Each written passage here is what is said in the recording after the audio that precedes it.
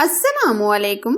आज मैं आपके लिए वनीला स्पंज केक की रेसिपी शेयर कर रही हूँ, वो भी बगैर मेजरिंग कप के। टी कप से ये आज हम सब मेजरिंग करेंगे। अगर आपने ये बेसिक सा केक बनाना सीख लिया तो समझ लीजिए आप आसानी से किसी भी तरह का केक बना सकते हैं। और ये देखिए कितना सॉफ्ट स्पंजी केक बना है। तो चलिए इस आसान से केक को बनाना देख लेते हैं। रेसिपी पसंद आए तो लाइक शेयर जरूर कीजिएगा।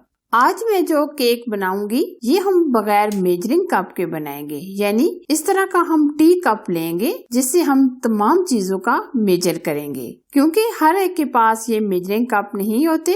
आप घर पर चाय कप से ये नाप करके बना सकते हैं। ये हमने 4 अदद अंडे ले लिए हैं और अब हम 1 कप पाउडर शुगर लेंगे, यानी पिसी हुई चीनी। इसमें हम डालेंगे 1 चम्मच के करीब वनीला एसेंस। आधा कप के करीब हम इसमें ऑयल डालेंगे और चुटकी भर हम इसमें नमक ऐड करेंगे। आज ये हम हैंड बीटर की मदद से मिक्स करेंगे। अगर आपके पास इलेक्ट्रिक बीटर मौजूद है तो आप उससे भी कर सकते हैं, लेकिन आज हम आपकी आसानी के लिए हैंड बीटर से मिक्स करेंगे। और हैंड बीटर की मदद से ये तकरीबन 5 से 7 मिनट में अच्छे तरीके से बीट हो जाएंगे, यानी एकदम हम फ्लफी होने तक बीट करेंगे। जब तक ये फ्लफी नहीं हो जाता तब तक हम इसी तरह बराबर मिक्स करते रहेंगे। मुसलसल मिक्स करने के बाद अभी आप देख सकते हैं कितना जबरदस्त ये फ्लफी हो चुका है। ये हमने तकरीबन 5 से 7 मिनट तक इसी तरह मिक्स किया है। अब हम इसमें डालेंगे मैदा हम लेंगे तकरीबन 1.5 कप के करीब और 2 चम्मच के करीब हम इसमें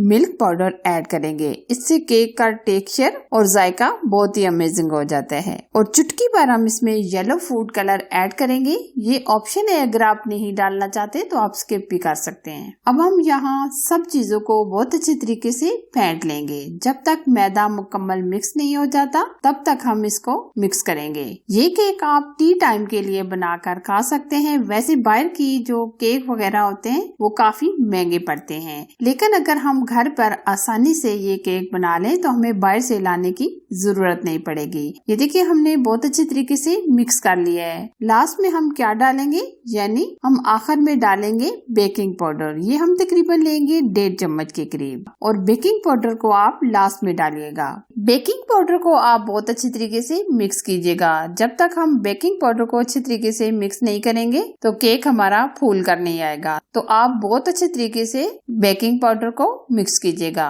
केक का बैटर बहुत ही फ्लफी तैयार हुआ है और बहुत ही क्रीमी हुआ है। आज हमने ये हैंड बीटर की मदद से बैटर को तैयार किया है, लेकिन थोड़ा बहुत टाइम तो लग जाता है, लेकिन बैटर हमारा अच्छे तरीके से तैयार हो जाता है। ये देखिए केक का बैटर हमारा रेडी हो चुका है। ये पतीले के नीचे हमने बटर पेपर लगा दिया है और साइडों पर हमने ऑयल से ग्रीस कर लिया है ताकि केक हमारा चिपके ना। क्योंकि हम इसमें केक टिन का इस्तेमाल नहीं करेंगे, क्योंकि पतीले वगैरह तो हर एक घर में मौजूद ही होते हैं, तो इसलिए आज हम ये केक चाय वाली पतीली में बनाएंगे। या आप देख सकते हैं कितना बैटर हमारा क्रीमी तैयार हुआ है। अब हम आधा कप के करीब हम टूटी फ्रूटी ऐड करेंगे। टूटी फ्रूटी के अंदर तकरीबन हम 1 से 1.5 चम्मच मैदा मिक्स करेंगे। मैदा डालकर हम बहुत अच्छे तरीके से मिक्स करके डालेंगे ताकि टूटी फ्रूटी हमारी पतीले की तह में ना जाए। और अब हम मिक्स करेंगे। मिक्स हम इस तरह की स्टिक लेंगे, इसकी मदद से हम हल्का हल्का इस तरह